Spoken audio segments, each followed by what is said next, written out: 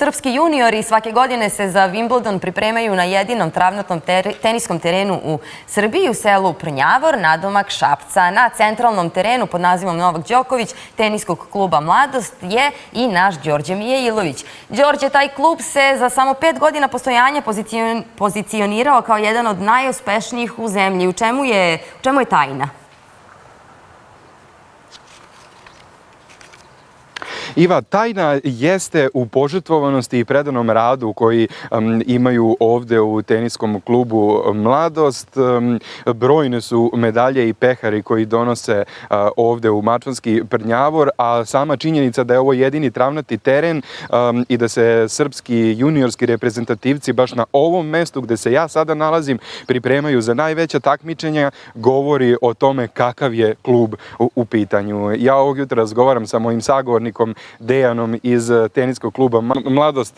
Deki, dobro ti jutro. Pa ja rekoh da se ovde pripremaju naši najbolji teniseri, mladi.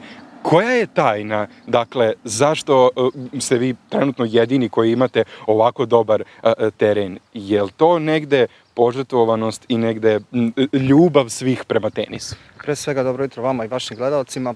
Pa, kad dobro ste rekli, mislim da na početku mislim da bih izdvojio taj neki entuzijazam od čega je sve počelo.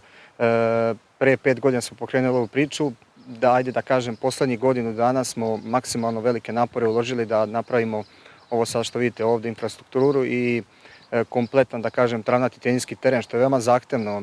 Od samog početka kada smo krenuli bilo je mnogo, da kažem, nedoumica, edukovali smo se, radili i uspeli smo nekako da kažem da napravimo travnati teren, što je veoma zahtevno. Verujem i da kažem teniski stručnjaci, teniske kolege koji su kod nas ovde trenirali i oni vide koliko je to zahtevno i za održavanje pre svega travnati teren. Mislim da mi njega imamo nekih mesec do mesec i po dana u toku godine, ali je veoma, da kažem, veoma dobro jer evo pogledajte u ovom trenutku za naše juniorske reprezentativce koji se pripremaju ovde za Wimbledon. E sad, kako je to sve počelo? Nekih 10 metara od nas Novak Đoković je pre nekoliko godina ovde otvorio vrtić i baš ovaj centralni teren gde se mi nalazimo nosi naziv po njemu, je li tako? Tako je. Ovaj teren nosi naziv centralni teren Novak Đoković. Novak je 2019. godine donirao vrtić u našem mestu, dolazio na otvaranje i posle toga, nakon toga, deca su počela da se skupljaju u parku vrtića, udaraju lopticu i došao sam na ideju da preuredimo za početak bio je zapušten prostor ovde, preuredili smo zajedno sa decom, ljudima dobre volje i napravili teren. U početku je to bilo, da kažem, više u nekom, ne kao sada u profesionalnom, da kažem, na profesionalnom nivou. Sad i hoću za kraj da te pitam, vi postojite samo 5 godina, međutim medalje i pehari koji donosite ovde uopšte ne kažu ni da ste mali na teniskoj mapi Srbije.